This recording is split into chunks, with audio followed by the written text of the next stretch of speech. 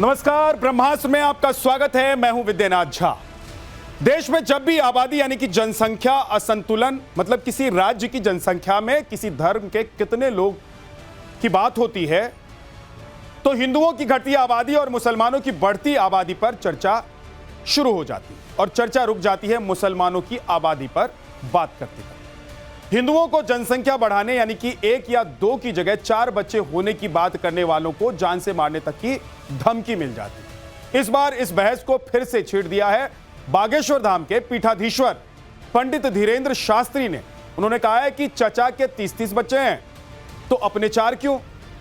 पंडित धीरेन्द्र शास्त्री हिंदू राष्ट्र की बात करते हैं, इसलिए कहते हैं कि हर हिंदू पति पत्नी को कम से कम 4 बच्चे जरूर करने चाहिए।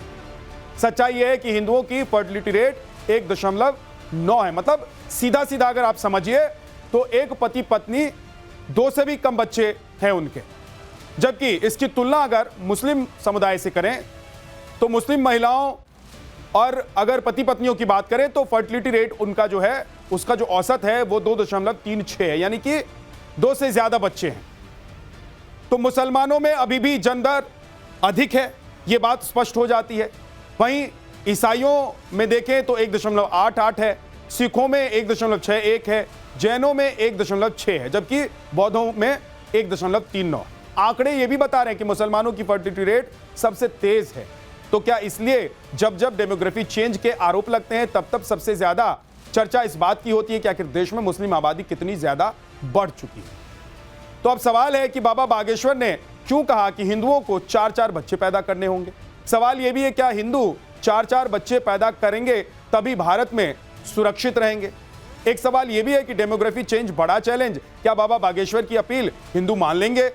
सबसे बड़ा सवाल यह है कि हिंदुओं की जनसंख्या बढ़ाने की बात करना क्या भड़काना या उकसाना है। आज इसी पर बात करेंगे, लेकिन सबसे पहले एक रिपोर्ट। एक बात याद रखना, जिस दिन तिरंगा में चांद आ गया, न बर्मा बचेंगे, न शर्मा बचेंगे, न क्षत्रिय बचेंगे, न वैश्य बचेंगे। जिस दिन तुम्हारे तिरंगा में चांद हो जाएगा, न तुम्हारा घर बचेगा, न जल बचेगा, न जमीन बचेगी, न जोरू बचेगी, न बच्चे बचेंगे। हिंदुओं को बचाने का एकमात्र रास्ता यही है, पहले तो हिंदुओं को जनसंख्या बढ़ानी चाहिए।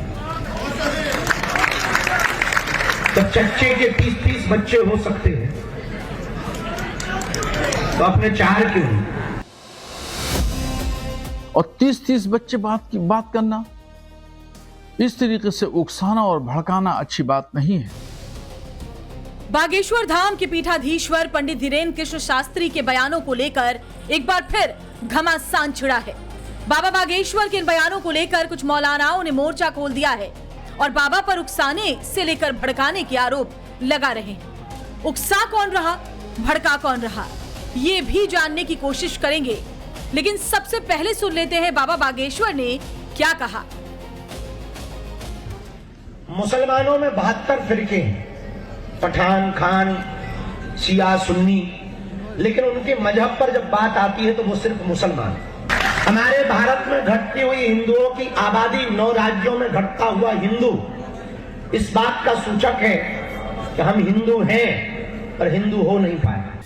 उत्तर प्रदेश के बांदा में अपनी कथा के दौरान बाबा बागेश्वर ने कास्टिज्म को हिंदू एकता का सबसे बड़ा दुश्मन करार दिया और हिंदुओं से जनसंख्या बढ़ाने की बात करते हुए 4-4 बच्चे पैदा करने की अपील कर डाली।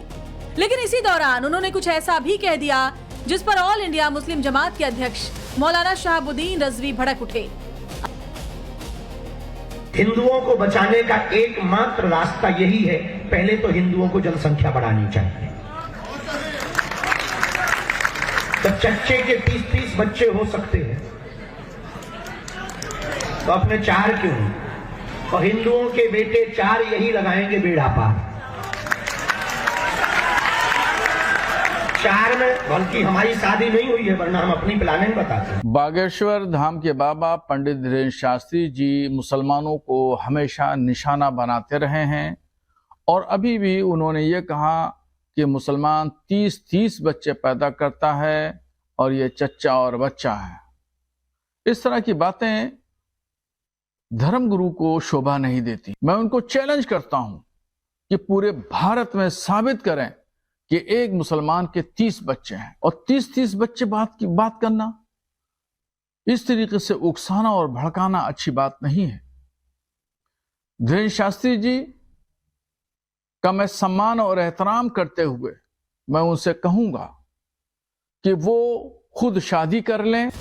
अब सवाल है कि क्या बाबा बागेश्वर का इशारा डेमोग्राफी चेंज के खतरे की ओर था, जिसे लेकर प्रधानमंत्री नरेंद्र मोदी भी कह चुके हैं कि जब डेमोग्राफी बदलती है, राष्ट्रीय सुरक्षा के लिए संकट बन जाता है।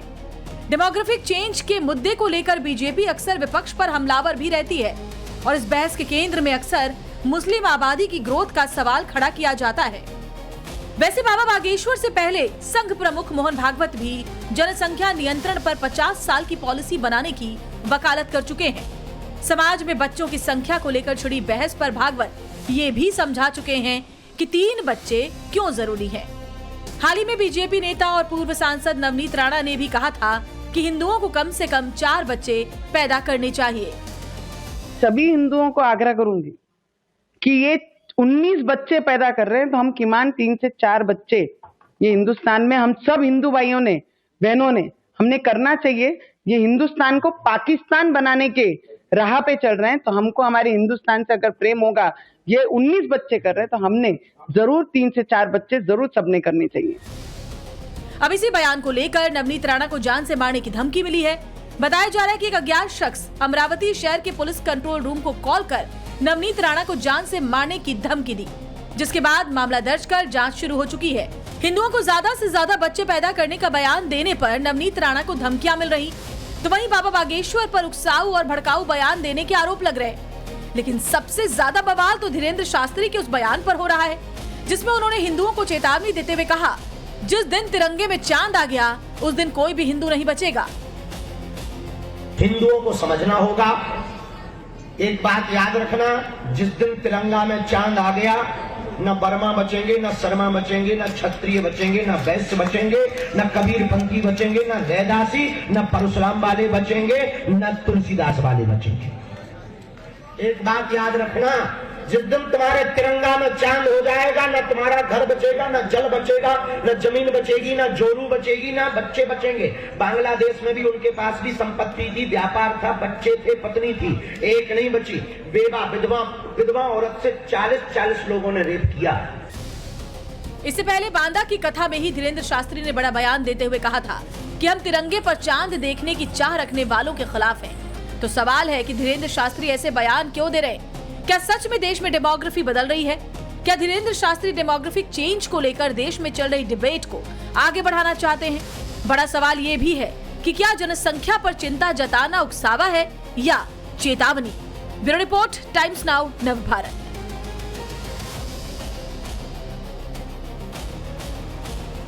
एक बात तो यह है कि धीरेन्द्र शास्त्री, नवनीत राणा या इनके जैसे तमाम जो धर्मगुरु हैं या लोग हैं जो कह रहे हैं क्या हिंदू उसको मानेंगे, क्योंकि हिंदू प्रोग्रेसिव है।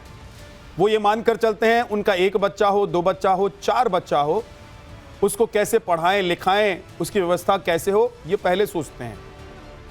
इसलिए क्या ऐसे धर्मगुरु या ऐसे किसी व्यक्ति नेता की बात लोग मानेंगे? दूसरी बड़ी बात जो बाबा बागेश्वर कह रहे हैं, धीरेन्द्र शास्त्री कह रहे हैं, वो ये है कि अगर हिंदुओं की जनसंख्या कम हो जाएगी तो अपने ही देश से आप गायब हो जाए। इसको अगर बड़े पैमाने पर आप देखिए तो सबसे बड़ा एग्जाम्पल आपके सामने पाकिस्तान दिखाई देता है, उसके बाद अब आपको बांग्लादेश दिखाई देता है।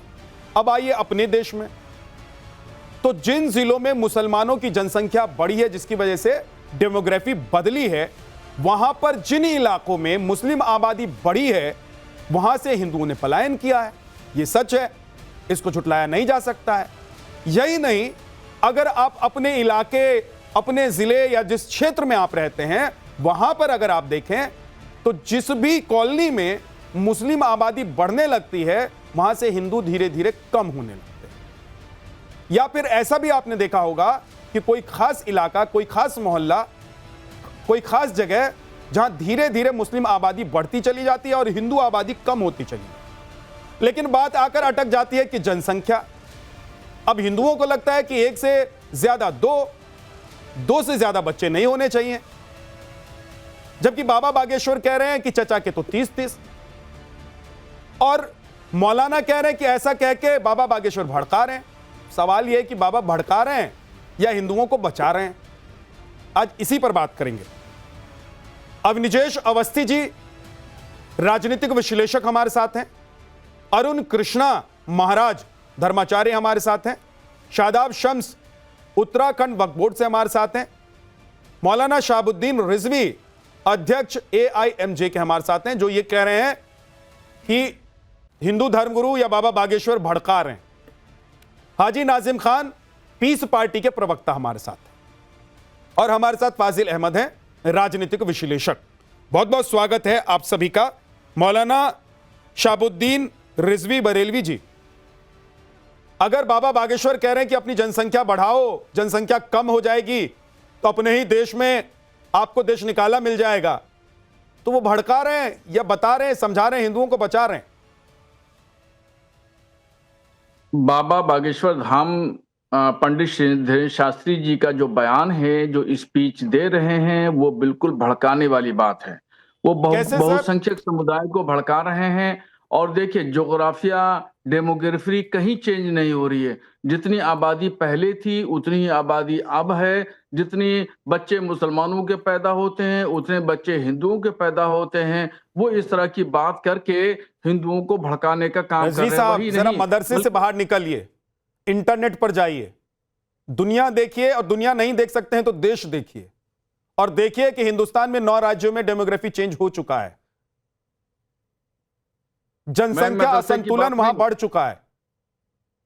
देखिए, आप जो है मुझे नसीहत मत दीजिए मदरसे से निकलने के लिए। मैंने पूरी दुनिया घूमी है, 30 साल मैंने दुनिया घूमी है। तो इसका मतलब ये है कि आप झूठ बोल रहे हैं? मैं अमेरिका में रहा हूं, फ्रांस में रहा हूं, जर्मन में रहा हूं, सऊदी अरब में। तो इसका मतलब ये है कि आप झूठ बोल रहे हैं कि कह रहे हैं डेमोग्राफी चेंज नहीं हुई है। इसका मतलब बरगला और भड़का बाबा बागेश्वर नहीं रहे, आप रहे हैं शहाबुद्दीन रिजवी। नहीं, हम नहीं कर रहे हैं। हम तो कह रहे हैं कि जितनी भी आबादी पहले थी आज भी है। जितनी बढ़ी है आबादी हिंदुओं की उतनी मुसलमानों की बढ़ी है, किसी की नहीं। और मैंने पूरी दुनिया इसीलिए फिर मैं कह रहा हूं कि आप दुनिया घूमकर आए हैं और हिंदुस्तान में बैठकर झूठ इसलिए बोल रहे हैं क्योंकि आपको यह लग रहा है कि हिंदुस्तान में अगर हिंदुओं की जनसंख्या बढ़ी रही या आज जितनी है उतनी ही रही तो हिंदुओं को दबाना मुश्किल हो जाएगा। अरे मोहतरम, बोलने देंगे? आप नहीं बोलने देंगे। आप जवाब लेंगे नहीं लेंगे? बोलिए। आप जवाब तो लेना नहीं चाहते हैं, आप बीच बीच में बोल देते हैं। पहले मेरे जवाब मुकम्मल हो जाने दीजिए। देखिए, मैंने हिंदुस्तान का चप्पा चप्पा मैंने घूमा है। हर स्टेट, हर डिस्ट्रिक्ट में गया हूं। उतनी जगह आप भी कहीं नहीं गए होंगे। आपने दिल्ली, लखनऊ के अलावा कुछ नहीं देखा होगा। मैंने दुनिया देखी है। और ये जो है, ये आरोप जो सरासर हिंदू नेता, हिंदू धर्मगुरु मुसलमानों पे लगा रहे हैं कि मुस्लिम आबादी बढ़ रही है, मुस्लिम आबादी बढ़ रही, कहीं कुछ नहीं बढ़ रही है। मुसलमान जो पहले 3-4 बच्चे पैदा करता था, अब पढ़ लिख करके वो 1 बच्चे पैदा कर रहा है, और सिर्फ 1 बच्चे पैदा कर रहा है, ज्यादा से ज्यादा 2। यही बात है सर। और अगर जो मुसलमान पढ़ लिख रहा है, जो प्रोग्रेसिव हो गया है, उसको तो ये समझ में आ गया है कि 4 बच्चे पैदा करने का मतलब क्या होता है। लेकिन आप लोग ये चाहते नहीं है कि मुसलमान के 2 बच्चे हों। आप लोग तो ये चाहते हैं कि 10 बच्चे हों ताकि उनके बच्चे पढ़े लिखे नहीं आप जैसे मौलानाओं के बहकावे में बातों में आते रहे। और आप कह रहे हैं कि आप दुनिया घूम चुके हैं मौलाना साहब। इसका मतलब यह है कि आप दुनिया घूमे जरूर है लेकिन देखा कुछ नहीं है। आपने दुनिया घूमते हुए अपनी आंखों पर मजहब की पट्टी लगा रखी थी। नहीं तो अगर आप पढ़े लिखे होते, आपने दुनिया देखी होती, आपने हिंदुस्तान देखा होता, तो इसका मतलब यह है कि आप ये आज आकर बैठकर बताते कि मुसलमानों की आबादी किस दर से बढ़ रही है। और अगर नहीं देखे हैं दुनिया, आपने दुनिया को नहीं पढ़ा है तो चलाइए, दिखाइए इनको, दिखाइए इनको। मैं बता देता हूं सर, 1.9 हिंदुओं की फर्टिलिटी रेट है। बनाइए जनसंख्या नीति, जनसंख्या नीति। और 2 से ज्यादा मुसलमानों की है। सर प्लीज, इल्जाम लगा रहे हैं। सर मैं इल्जाम नहीं लगा रहा हूं, मैं ये नहीं कह रहा हूं, मैं ये तय करने वाला नहीं होता हूं कि किसी के 2 बच्चे हों या 4 बच्चे हों। जिसके जितने मन करे उतने बच्चे हों। कोई मेरे से पूछ के थोड़ा ना बच्चा पैदा करेगा, या धीरेन्द्र शास्त्री जी से पूछ के थोड़ा ना बच्चा पैदा कर रहा है। मैं तो ये कह रहा हूं कि जनसंख्या असंतुलन, इस पर अगर बात होती है तो आप लोगों को क्यों मिर्ची लग जाती है?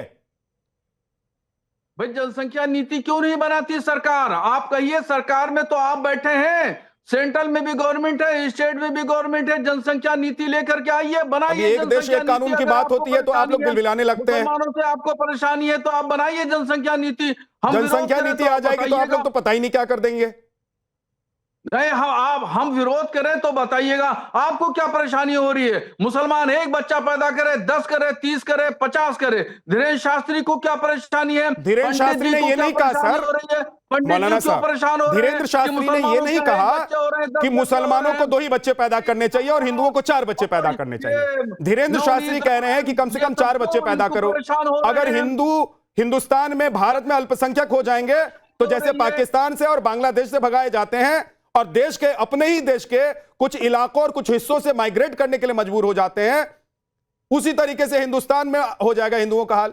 तो वो कह रहे हैं कि हिंदुओं की जनसंख्या अगर बढ़ी रहेगी तो सब सुरक्षित रहेंगे, फिर आपको क्या दिक्कत है? ये भी फर्जी बातें हैं, ये तमाम फर्जी बातें हैं। ऐसा कहीं कुछ नहीं है। आपके अलावा तो देश में सब फर्जी ही है। आबादी ज्यादा होती है, हिंदुओं की कम होती है, पलायन करते हैं। और अगर पलट करके मैं ये बात कहूं कि जहां हिंदुओं की आबादी ज्यादा होती है, मुसलमानों को पलायन करना पड़ता है, मजबूरन पलायन करना पड़ता है। एक जगह बता दीजिए। जबरन जय श्री राम कहलवाते हैं। मैं बता दे रहा हूं सर, अगर मैं कह रहा हूं ना कि आप पढ़े लिखे बदमाश हैं, आप पढ़े लिखे बदमाश मौलाना है। उड़ीसा में घटना मैं बता दे रहा हूं कैसे, मैं प्रूफ कर दे रहा हूं सर। आप पढ़े लिखे बदमाश मौलाना है, जो लोगों को बरगला रहे हैं, जो लोगों को भड़का रहे हैं। सर मैं मौलाना साहब बता दे रहा हूं, 1 मिनट रुक जाइए हाजी साहब, प्लीज 1 मिनट रुक जाइए।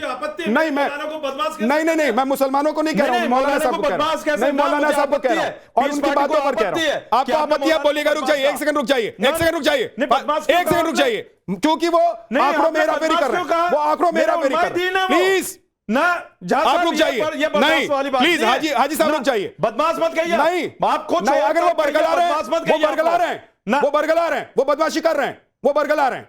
अगर आप बरगला नहीं रहे हैं तो आंकड़े सही सही बताइए सर देश को मौलाना साहब। और दूसरी बात कि आप ये कह रहे हैं कि जहां हिंदुओं की आबादी ज्यादा है वहां से मुसलमान अगर माइग्रेट कर गए हैं, तो मैं तो चैलेंज दे रहा हूं आपको कि एक जगह बता दीजिए। और दूसरी बड़ी बात कि हिंदुओं की आबादी तो हिंदुस्तान में ज्यादा है सर, तो क्या मुसलमान अपना घर छोड़कर भाग गए हैं हिंदुस्तान से?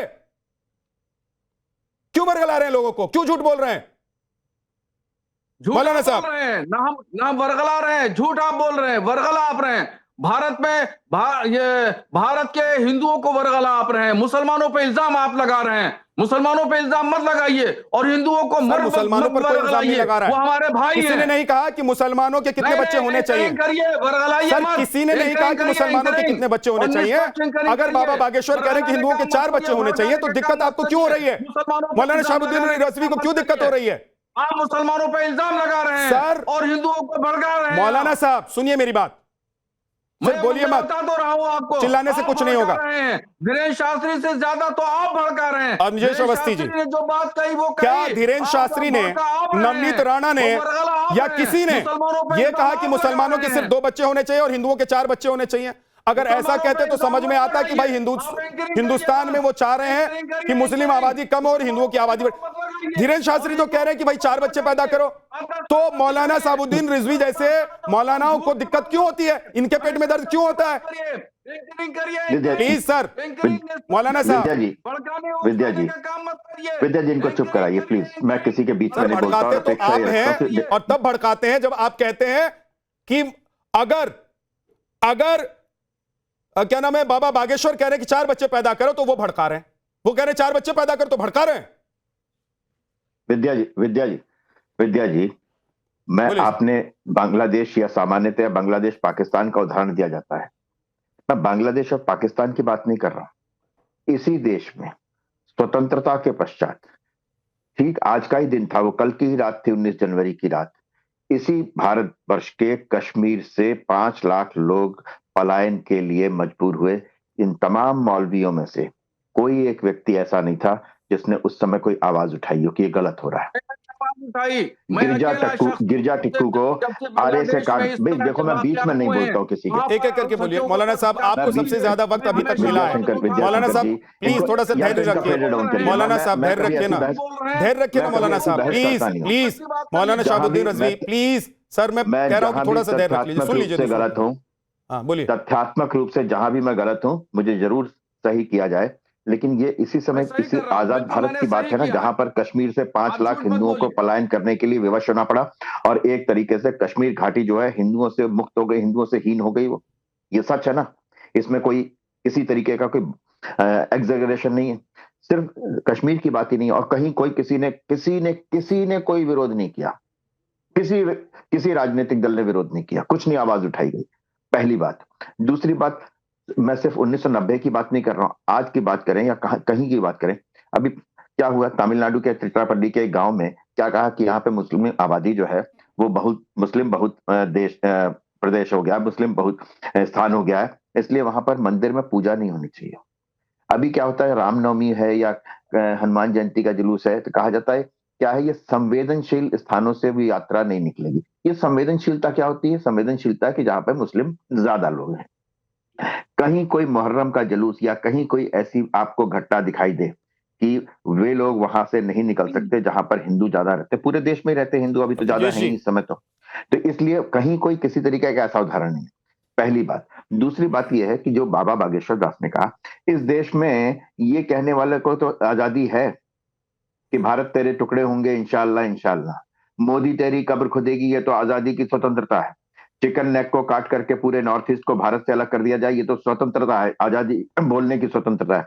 लेकिन अगर बाबा बागेश्वर दास ने कहा ये, तो उन पर उंगली उठाने लग गए, उनको कहने लगे भड़काने वाले हो गए। अरे भड़काने वाला तो वो व्यक्ति था जिसने कहा कि चिकन नेक को काट करके पूरे भारत से अलग कर दो, भड़काने वाला तो वो व्यक्ति है जिसने कहा कि भारत तेरे टुकड़े होंगे। उसके बारे में मौलाना साहब बोलेंगे कुछ? ठीक है, ओके बोले कभी कोई फतवा निकला उनके खिलाफ? ठीक है, अब जोशी कई बार बोल चुका हूं, आपने नहीं सुना तो अलग बात है। नहीं, वो बोलते रहते हैं बीच बीच में, वो ना सुनिए तो नहीं, वो बीच बीच में मौलाना शाहबुद्दीन रिजवी का हृदय परिवर्तन होता रहता है, वो मिडिल लाइन लेते रहते हैं, बीच की लाइन लेते रहते हैं, थोड़ा उनको दिल में आता रहता है ये कि भाई हिंदू और मुसलमान एक ही हैं, हमको इतना कट्टर नहीं होना चाहिए, हमको इतना वेग बयान नहीं देना चाहिए, वो बीच बीच में होता रहता है। लेकिन फिर अपने पॉइंट पर आ जाते हैं मौलाना साहब, अपने पॉइंट पर आ जाते हैं जैसे आज आए हुए हैं। कोई दिक्कत नहीं, ठीक है, ओके। देश का एक विद्याशंकर जी 5 सेकंड और लूंगा। इस देश के मुसलमानों के वास्तविक प्रतिनिधि जो है वो इकबाल अंसारी है। इकबाल अंसारी ने बाकायदा मुकदमा लड़ा अयोध्या में, लेकिन मुकदमा सर्वोच्च न्यायालय के फैसले के पश्चात वो कहां पर हुए? वहीं उसी राम मंदिर के प्राण प्रतिष्ठा में हुए, ध्वजारोहण समारोह में सम्मिलित हुए और उन्होंने अयोध्या के राम मंदिर का सर बात मुसलमानों की है ही नहीं। सर एक सेकंड रुक जाइए, मैं रोक रहा हूं, अब निजेश जी आपको भी रोक रहा हूं, मौलाना साहब आपको भी रोक रहा हूं। देखिए बात मुसलमानों की हुई नहीं भाई, मौलाना साहब तो बीच में कूद गए। बाबा बागेश्वर अगर कह रहे हैं कि हिंदुओं को 4 बच्चे पैदा करने चाहिए, तो भाई मौलाना साहब को क्यों तकलीफ हो गई? दिक्कत यह है कि वो हिंदू की बात कर रहे हैं, परेशान मौलाना साहब हो रहे हैं। फाजिल अहमद जी, अगर बाबा बागेश्वर, नवनीत राणा, कोई भी ऐसा व्यक्ति जो यह कहता है कि हिंदुओं के कम से कम 4 बच्चे होने चाहिए क्योंकि फर्टिलिटी रेट जो है वो कम है, तो इसमें मुसलमानों को क्या दिक्कत हो जाती है? मौलानाओं को क्या दिक्कत होती है? इससे मुसलमानों को क्या फर्क पड़ रहा है? विद्या भाई, लालू यादव के 12-13 बच्चे हैं, एग्जैक्ट फिगर मुझे नहीं पता, लेकिन 12 से ज्यादा ही है। वो तो मुसलमान नहीं है, उनको आप हिंदू मानते भी नहीं है, तो है क्या वो? वो तो लालू जी से पूछ लीजिए, मुझसे क्यों पूछ रहे हैं? एक मिनट सर, एक नहीं, आप वहीं के हैं, आप पड़ोसी हैं उनके, इसीलिए पूछ रहे हैं। पड़ोसी तो आप ही हैं मेरे। चलिए मैं आगे तो मैंने कभी जाकर थोड़ा ना पूछा है कि बताइए आप मुसलमान हैं तो सच में है कि नहीं है? राजेंद्र पाल गौतम के नेतृत्व में 5 सर मैंने सर्टिफिकेशन का स्कूल थोड़ा ना खोला हुआ है कि फाजिल अहमद मुसलमान है तो सच में मुसलमान है कि नहीं है, ये मैं सर्टिफाइड करूंगा। लालू यादव हिंदू है तो सच में है कि नहीं है, मैं सर्टिफाइड करूंगा। बोलिए। सुनिए, लालू जी के बच्चे ज्यादा हैं, 12-13 से ज्यादा ही हैं। बहरहाल 5 करोड़ राजेंद्र पाल गौतम के नेतृत्व में हिंदू धर्म छोड़ के बुद्धिस्ट बन गए। वो 10-20 बच्चा पैदा करें कोई दिक्कत नहीं, लेकिन हिंदू धर्म की जो कुरीतियां है उसके चलते लोग धर्म को छोड़ के जाके बुद्धिस्ट बन जा रहे हैं। आज इस पर चर्चा नहीं करने के लिए बुलाया है sir. Fazil please, Fazil Ahmed please, एक सेकंड रुक जाइए। नहीं सर, मैं बार बार कहता हूं कि जिस मुद्दे पर डिबेट है उस मुद्दे के इर्द गिर्द रहिए, दूसरे मुद्दे पर मत जाइए। नहीं फाजिल भाई प्लीज, मैं इसलिए कहता हूं कि हर दिन डिबेट करता हूं मैं, और हर नए मुद्दे पर डिबेट करता हूं, और अगर हर डिबेट में आप लोग एक ही तरह की बात करेंगे तो फिर आप जैसे पैलेस्टाइन को बिठाने का मतलब नहीं बनता है। फाजिल जी प्लीज, आज मैं पूछ रहा हूं कि अगर हिंदुओं के 4 बच्चे पैदा हो रहे हैं तो मौलानाओं को, फाजिल अहमद को, या किसी भी मुस्लिम व्यक्ति को जो इस देश में रहता है, उसको क्या दिक्कत है? हम किसी मुसलमान को कोई दिक्कत नहीं है। 80 करोड़ का राशन तो आप ही खिला रहे हैं, राशन आपको देना है, आप 400 बच्चे पैदा कीजिए, तो हम खिलाएंगे। एक परिवार में 40 राशन तो आप ही दे रहे हैं, आपको पढ़ाना लिखाना तो है नहीं, शिक्षा स्वास्थ्य पर तो काम करना नहीं है आपको, तो 80 करोड़ हिंदुओं को राशन देकर जिंदा किए हुए हैं, तो आप दीजिए राशन, बच्चे और पैदा हो जाएंगे तो 100 करोड़ को देना पड़ेगा। अभी 80 करोड़ का आंकड़ा गिनवा रहे हैं, इसमें जरा धार्मिक आधार पर भी आंकड़ा निकलवा के गिनवा दीजिए। नहीं आप गिनवा लीजिए, हम तो गिन चुके हैं हम गिन चुके हैं। 80 करोड़ में तो मुसलमान जीत जाएंगे फाजिल अहमद, आप 5-10 करोड़ मुसलमान इस आंकड़े में जीत जाएंगे। करोड़ को आप दे रहे हैं। इतना मैं पूरे देश में घूम घूम कर पत्रकारिता करने के बाद जानता हूं कि ये जो 80 करोड़ का आप आंकड़ा दे रहे हैं ना, इसमें आप लोगों की जीत हो जाएगी, आप लोग नंबर 1 पर आ जाएंगे। कितना राशन किसके घर पहुंच रहा है तो हमको, लेकिन राशन हिंदुओं के घर ही पहुंच रहा है या सबके घर पहुंच रहा है? भेदभाव ऊंच नीच है, उसके चलते हिंदू धर्म पीछे हो रहा है। बुद्धिस्ट बन जा रहे हैं लोग, 5-10 करोड़। अरुण कृष्णा जी, जाति जनगणना हो रही है, हिंदुओं की आबादी इसलिए घट रही है, फाजिल अहमद कह रहे हैं क्योंकि भेदभाव हो रहा है। हिंदुओं की आबादी इसलिए भी घट रही है क्योंकि चाहे वो 10 बच्चे पैदा कर ले, चाहे वो 20 बच्चे पैदा कर ले, चाहे वो 2 ही बच्चे पैदा कर ले, वो धर्म परिवर्तन भी करे तो वो बुद्धिस्ट बन जाते हैं, वो ईसाई बन जाते हैं। ये फाजिल अहमद पढ़ाई लिखाई की बात कर रहे थे, तो मैं इनको बताना चाहता हूं कि 10 नमक हराम डॉक्टर जिनको भारत सरकार ने MBBS जैसी पढ़ाई कराई, समान अधिकार दिए, 10 नमक हराम मुसलमान डॉक्टर पेट पे बम बांध के फट गए। तो पढ़ाई लिखाई की बात मत करो, पढ़ाई लिखाई की बात मत करो। तुम पढ़ लिख लोगे तब भी वही करोगे, तुम पत्थर मारोगे, अगर गंवार रहोगे तो पत्थर मारोगे, और अगर ज्यादा पढ़ लिख लोगे तो पेट में बम बांध के फट जाओगे। और बात रही भेदभाव की, तो भैया तुम्हारे दुनिया में जहां पर सिया कम होते हैं सुन्नी मारते हैं, जहां पर तेली, अगर तेली का लड़का कुरैशी की लड़की को पटा ले, कुरैशी का लड़का कुरैशी का बाप जाके तेली को मार के आता है। दिल्ली की घटना है, ये दिल्ली की घटना है। कुरैशी की लड़की और तेली का लड़का, कुरैशी मुसलमान और तेली की लड़की मुसलमान की। जैसे ही कुरैशी का लड़का तेली की मुसलमान लड़की से उसकी संबंध बनते हैं, कुरैशी का बाप घर जाके तेली के लड़के की पेट में चाकू घोंप के आता है। दिल्ली की घटना है। तो तुम हमसे मुंह मत खोलो कि तुम्हारे बीच में कितना भेदभाव है। अरे तुम तो 72 हूर भी केवल उनको दोगे जो 73 में से 72 फिरके बिल्कुल सुहा हो जाएंगे। एक फिरका जो काफिरों का सबसे बड़ा दुश्मन होगा, केवल स्वर्ग, केवल हूर उसको मिलेंगी। और बात रही बच्चों की, अरे पेट पे बम बांध के फट जाने वालों, पेट पे बम बांध के फट जाने वालों, वो नमक हराम जो AR रहमान नाम का नमक हराम, और एक यहाँ पर उपराष्ट्रपति हुआ करता था। ये पढ़े लिखों की बात बता रहा हूँ, नमक हरामों की, उन नमक हराम पढ़े लिखों की बातें बता रहा हूँ। AR रहमान जिसको भारत भूमि ने सम्मान दिया, AR रहमान नाम का नमक हराम जिसको भारत भूमि ने उपलब्धि दी, सर पे बिठाया, वो आज जब उसकी कुछ फ्लॉप हो गया थोड़ा सा, तो क्या कहता है हिंदू मुसलमान खतरे में है। एक यहाँ पर उपराष्ट्रपति हुआ करता था जिसको भारत भूमि ने उस उपराष्ट्रपति को सर पे बिठाया।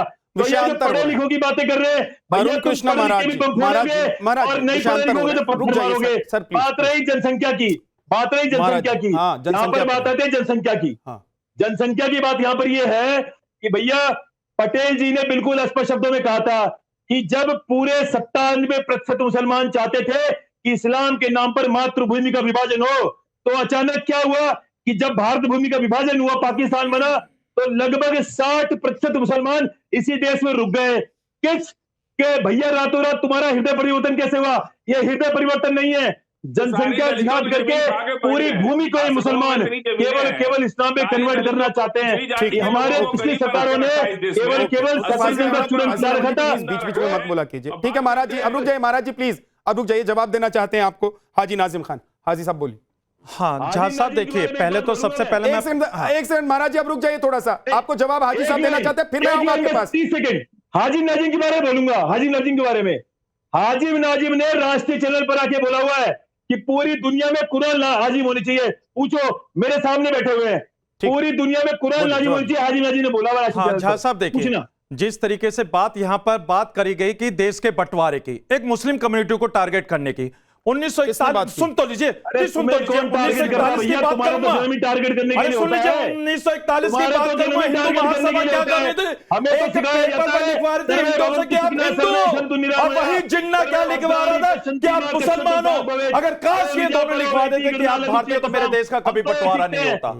और जिन्ना के पूर्वज तो हिंदू थे, आज भी उसके रिश्तेदार जो गुजरात में वो सारे हिंदू हैं, और जिन्ना की औलाद जो भारत के अंदर रुके थे, जो भारत के अंदर एक पारसी से शादी कर रखे थे, भाई वो भारत के अंदर रुके भी थे। जब देश का बंटवारा उन लोगों ने करवा दिया तो उनकी बेटी भारत के अंदर क्यों रुकी? सबसे बड़ी बात तो ये है। और दूसरी बात देखिए, जहां साहब आपने एक बात कही, महाराज जी, हाजी साहब रुक जाइए, एक दोनों रुक जाइए, एक सेकंड, महाराज जी, आज पहली बार आप मेरी डिबेट में बैठे हैं, और मेरी डिबेट में ऐसा नहीं होता है कि एक के ऊपर एक बोलते रहें, कोई समझे ही नहीं, सुने ही नहीं, एक एक करके बोलिए। जब आप बोल रहे थे, दूसरे को नहीं बोलने दे रहा था, हाजी बोल रहे हैं, आप सुनिए, आपको जवाब देना होगा, आप उंगली उठाइएगा, मैं आऊंगा, आप बोलिएगा, बोलिए हाजी साहब। हाँ जय साहब, बहुत बहुत शुक्रिया आपका, और मैं दिल से रेस्पेक्ट इसलिए करता हूं कि आप बिल्कुल सार्थक डिबेट करते हैं, मेरे फेवरेट है आप, और अल्लाह से दुआ करता हूं कि अल्लाह आपको और कामयाबी दे। और देखिए रही बात है, यहाँ देखिए मैंने एक आपत्ति दर्ज कराई थी पीस पार्टी की तरफ से, क्योंकि देखिए यहाँ मेरे मौलाना है शहाबुद्दीन रिजवी साहब, हमारी उलमाई दीन है, लेकिन यहाँ पर जिस तरीके से आपने मौलाना बदमाश का, उसमें मैंने मौलाना को बदमाश नहीं कहा, मैंने कहा कि आप बदमाशी कर रहे हैं आंकड़ों में, और दूसरी बात हेराफेरी कर रहे हैं आंकड़ों में। अब सुन लीजिए, जो सच को एक्सेप्ट नहीं कर रहा है, जो कह रहा है मैं पूरी दुनिया घूम चुका हूं, जो कह रहा पूरा हिंदुस्तान घूम चुका हूं, जहां साहब 9 राज्य की तो जो मुझसे तुलना कर रहे हैं कि आप पत्रकार हैं, आप देश उतना नहीं घूमे होंगे, 9 राज्य की तो नहीं घूमे होंगे जितना मैं घूम चुका हूं, तो मैंने उनको आईना दिखाया, मैंने कहा कि थोड़ा पढ़ भी लेते हैं। अब सुन तो लीजिए, दूसरी बात घूमे तो थोड़ा दुनिया को देख भी बता लेते, दीजिए, हिंदुस्तान घूमे तो हिंदुस्तान को थोड़ा सा पढ़ भी लेते हैं। जहां साहब ये बता दीजिए, धीरेन्द्र शास्त्री जी से मैं पूछना चाहता हूं, क्या मुसलमानों ने हिंदू भाइयों को रोका है क्या? वही दिखेगा जो आप देखना चाहते हैं। अरे जहां साहब सुन तो लीजिए, आप बड़े विचलित हो जाते हैं, फिर भी मुझे पसंद है आप विचलित होने के बाद। मैं विचलित नहीं होता सर, जहां गलत बोलेंगे वहां पे। हाँ, मैं ये कहता हूं कि क्या हिंदू भाइयों को किसी मुसलमान ने रोका है कि आप 4 बच्चे पैदा मत कीजिए? अरे आप 4 करिए, 10 करिए, 50 करिए, किसी ने नहीं रोका। लेकिन अगर आप ये कहें कि हाँ मुसलमानों के 30 बच्चे होते हैं, तो मैं आपको चैलेंज करता हूं, तो आप एक भी मुसलमान के भारत के अंदर 30 के 20 बच्चे भी दिखा दे, बाबा बागेश्वर को चैलेंज कीजिए, 4 बीवी वाला कोई मुसलमान, बाबा बागेश्वर को चैलेंज कीजिए, उनके खिलाफ कानूनी एक्शन लीजिए। नहीं, मैं तो कहता हूं कि कौन है ऐसा भारत के अंदर मुसलमान जिसके 30 बच्चे? यूनिट है, हर स्टेट में बाबा बागेश्वर के खिलाफ केस दर्ज करवा दीजिए, अदालत चले जाइए कि हमारे यहाँ 30 बच्चे नहीं होते हैं, 20 बच्चे नहीं होते हैं, 10 बच्चे नहीं होते हैं, कर दीजिए सर। इसमें कौन रोक रहा है आप? जहां साहब देखिए, हाँ जहां साहब मैं ये कहना चाहता हूं कि देश को जोड़ने वाली बातें होनी चाहिए, रोजगार की बात होनी चाहिए, की आवाज अगर बढ़ने की बात हो रही है तो देश को तोड़ने वाली बात हो जाती है। मेरठ के अंदर एक दलित महिला, हाजी साहब अगर हिंदुओं की आबादी बढ़ने की बात होती है तो देश को तोड़ने वाली बात हो जाती है। अब ये नहीं, बिल्कुल एक बात बताइए भाई, मैं आपको लिख के दे रहा हूं। नहीं, किसने रोका? किसी ने नहीं रोका। रख लीजिए, 10 बच्चे पैदा कीजिए, 20 बच्चे पैदा कीजिए, कोई नहीं रोक रहा आपको। जिस दिन इस देश में हिंदू आबादी दूसरे धर्म के मुकाबले कम हो गई, उस दिन आपका रहना भी इस देश में मुस्लिम होने के बावजूद मुश्किल हो जाएगा। हम अपने हिंदू भाइयों को अपने साथ रखेंगे, किसी और बात के लिए लड़ेंगे, हिंदू भाइयों को अपने साथ रखेंगे, अपने दिल में रखेंगे। मैं देखिए टाइम्स नाउ भारत के चैनल पर बड़ी जिम्मेदारी के साथ कहता हूं कि ये मेरा देश संविधान से चलता है और कहीं हिंदू भाइयों को दिक्कत होती है। देश तो संविधान से चलता है और हम इस्लाम से चलते हैं। अपने दिल में रखेगा, अपने हिंदू भाइयों को कहीं नहीं जाने देगा, क्योंकि जितना मुल्क ये मुसलमानों का उतना हिंदू भाइयों का। किसने रोक दिया? तोड़ने की बात करेंगे उनके खिलाफ कौन रोक रहा है? और हाजी नाजिम खान। अरे जितना मुल्क आपका है उतना मेरा है, जितना हिंदू का उतना मुसलमान का है, वही तो कह रहा हूं, मुल्क जैन का है उतना बौद्ध का है। तो इस पर आपत्ति है ही नहीं किसी को। मुसलमानों का किसी ने बोला क्या? देश के प्रधानमंत्री ने कभी बोला कि मुसलमानों का हक कम है, हिंदुओं का हक ज्यादा है? हाँ सुन ये सवाल आपका बहुत बढ़िया, बहुत बढ़िया। केंद्र सरकार और राज्य सरकार की नैतिक जिम्मेदारी होती है। सुनिए, सारी योजना प्रधानमंत्री ने कहा है कि देश के अल्पसंख्यकों का पहला अधिकार देश के प्राकृतिक संसाधनों पर है। तब आप लोग कुछ नहीं बोले, तब आप लोग को मजा आ रहा था। क्या अल्पसंख्यक में मुस्लिम ही आता है? अरे बौद्ध भी आते हैं, सिख भी आते हैं, और भी सब आते हैं, लेकिन यहाँ तो सिर्फ कोटा लेने की बारी आएगी तो सिर्फ मुसलमान। सिर्फ जब कोटा लेने की बारी आएगी ना हाजी साहब, तब सबसे आगे लाइन में आप ही खड़े मिलेंगे कि नहीं हम ही अल्पसंख्यक हैं। झा साहब देखिए, हमारा संवैधानिक अधिकार हमसे कोई नहीं छीन सकता। संवैधानिक अधिकार आपसे कोई नहीं छीन सकता, कोई नहीं छीन सकता हमारा संवैधानिक लेकिन बाकी अगर अपनी बात करेंगे तो आप उनके अधिकार पर चोट करने लग जाएंगे, आपको बुरा लगने लग जाएगा। नहीं, हम किस शादाब साहब माफी के साथ, बहुत देर हो गई आपके पास आने में, लेकिन क्या अगर कोई हिंदू धर्मगुरु, कोई नेता यह कहता है कि हिंदुओं को 4 बच्चे पैदा करने चाहिए, हिंदुओं की आबादी जब तक बहुसंख्यक रहेगी भारत में तब तक सब सुरक्षित रहेंगे, नहीं तो हिंदुओं को ही पलायन करना पड़ जाएगा। तो इससे क्या मुसलमानों को कोई दिक्कत होनी चाहिए? क्या किसी मौलाना को इससे दिक्कत होनी चाहिए? और क्या यह भड़काने, बरगलाने, बहकाने वाली कोई बात है? और इससे क्या मुसलमानों का कोई नुकसान हो रहा है? देखिए विद्यानाथ झा जी, पहली बात तो मैं ये मानता हूं कि भारत के बारे में हम एक बहुत बड़ी जनसंख्या है और हमें बहुत ईमानदारी के साथ इसकी चिंता करनी चाहिए। अगर मैं ये मानता हूं कि अगर कोई धर्मगुरु जैसे आदरणीय बाबा बागेश्वर धाम जी ने कहा कि अगर वो ये कहते हैं कि एक बच्चा धर्म के नाम पर, हिंदू राष्ट्र के नाम पर, सरसंचालक ने कहा एक बच्चा, हम भी चाहते हैं कि एक आबादी बढ़े, ग्रोथ रेट नीचे ना हो। मैं ये मानता हूँ ये व्यक्तिगत मत है सबके, लेकिन देश के अंदर क्या देश व्यक्तिगत मतों से चलेगा? एक बात हमारा मानना है कि लोग पढ़े लिखे होने चाहिए, पॉजिटिव नोट के साथ आगे बढ़ने चाहिए, और बेटियां जिस समाज में बेटियां काबिल बन गई तो बेटियों ने उस परिवार को आगे बढ़ाया है। और मैं ये मानता हूं कि आज तो मुसलमानों को, तो मैं तो सोच रहा था कि ये सारे खुश हो रहे होंगे कि इनकी आबादी तो बढ़ रही है, शायद ये कहे नहीं हम भी कंट्रोल करेंगे, भाई चीजों को बैलेंस करो। लेकिन मुझे तो नहीं लगा कि इन्होंने कहीं कंट्रोल करने की बात किसी ने कही। सब बढ़ने के लिए तैयार हैं, सब बढ़ाओ, बहुत बढ़ाओ, खूब सारे बच्चे पैदा करो। लेकिन ये मुझे लगता है कि देश के लिए, उसके सिस्टम के लिए अच्छा नहीं है। और मैं ये मानता हूं एक बड़ा जिम्मेदार चैनल टाइम्स नाउ है, इसमें हल्की डिबेट्स नहीं होनी चाहिए। मेरा मानना है कि बहुत पॉजिटिव नोट के साथ अगर कोई, इसका व्यक्तिगत मत है सबका, कोई अपने बच्चों को कितना बढ़ाता है, लेकिन मैं ये मानता हूं देश हित में बढ़ती हुई जनसंख्या नहीं है। सबको कंट्रोल लेवल पे अपने बच्चों को पढ़ा लिखा कर एक लेवल पे रखना चाहिए और उतने बच्चे पैदा करें जिनका पालन पोषण, अच्छी शिक्षा, अच्छी दीक्षा जिन्हें दी जा सके। और जिसके पास गरीबी है, गरीबी के नाम पर अगर कोई बच्चे पैदा कर रहा है वो भी गलत है, अनपढ़ होने के नाम पर कोई बच्चे ज्यादा पैदा कर रहा है वो भी गलत है। और इस देश को किसी की हैसियत नहीं है कि वो जनसंख्या बढ़ाकर इस देश को बांट दे, किसी की औकात नहीं है। भारत इतना मजबूत लोकतंत्र हो गया कि यहाँ कोई जनसंख्या अगर बढ़ जाए और सोचे कि जनसंख्या बढ़ाकर इस देश पे कब्जा हो जाएगा तो अब नहीं। धीरेन्द्र शास्त्री जी ने कहा उनकी कोई हैसियत नहीं है उनके बयान की, इसका मतलब आप इस तरीके की बात कह रहे हैं?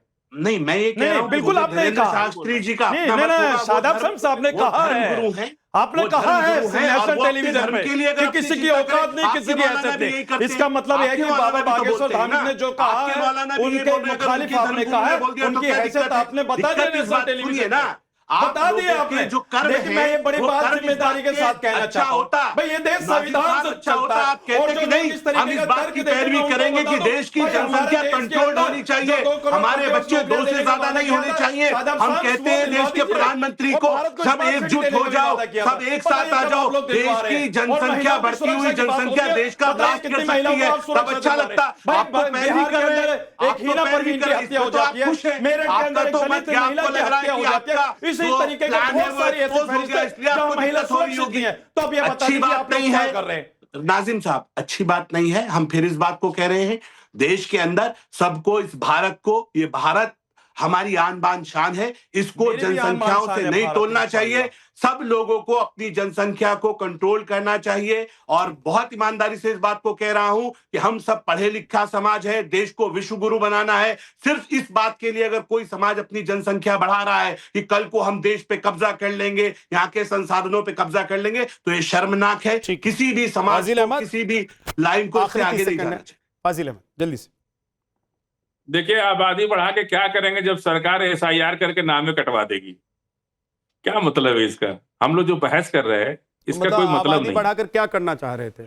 SIR नहीं, SIR में नामे जब बढ़ाकर करना क्या चाह रहे थे तो मुसलमान, अरे आप लोगों ने तो आबादी ऐसे भी बढ़ाई फाजिल अहमद कि पाकिस्तान भी देश में शामिल कर लो और बांग्लादेशियों को भी देश में शामिल कर लो, सबका बनवा दो वोटर आई कार्ड। सुनिए, हर भारतीय की इच्छा है कि अखंड भारत बने और पाकिस्तान भारत का हिस्सा हो और हर पाकिस्तान की बिल्डिंग पर तिरंगा फहरे। ये हमारी अंतिम इच्छा है जीवन की, समझ रहे हैं आप? और हर भारतीय की यही इच्छा है और आपकी भी यही इच्छा होनी चाहिए कि बांग्लादेश भारत एक दिन भारत का हिस्सा होगा और वहां तिरंगा फहरेगा। अखंड भारत की इच्छा हर भारतीय की होनी चाहिए, लेकिन बांग्लादेश का कोई आदमी आकर हमारे संसाधन पर कूट कर खाए उसको और उस पर बैठ जाए, ये आप जैसे ही किसी फाजिल अहमद की इच्छा हो सकती है, मेरी तो नहीं है कम से कम, और ना मुझे लगता है किसी भारतीय की होनी चाहिए, क्योंकि ऐसा करने से हमारा हक ही कटता है। लेकिन आप लोग खुद ही तय कीजिए कि आपके कितने बच्चे होने चाहिए। क्या हिंदुओं की आबादी बढ़ेगी तभी हिंदू सुरक्षित रहेंगे? बाबा बागेश्वर बार बार कहते रहते हैं, बाकी लोग भी कहते हैं, लेकिन तय आपको करना है, क्योंकि ये आपका निजी मामला है। ब्रह्मास्त्र में इतना, बहुत बहुत शुक्रिया।